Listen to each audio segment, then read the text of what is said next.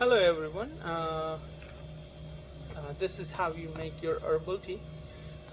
Take a half a teaspoon of herbal tea concentrate.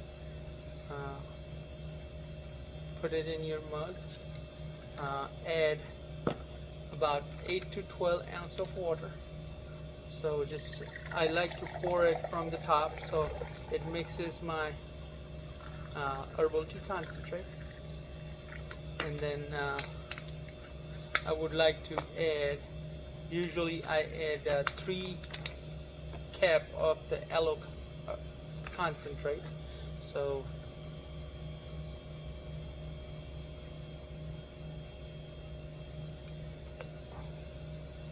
my caps are bigger than the normal pint size, so I usually add a cap and a half, and that's basically how you make your herbal tea concentrate.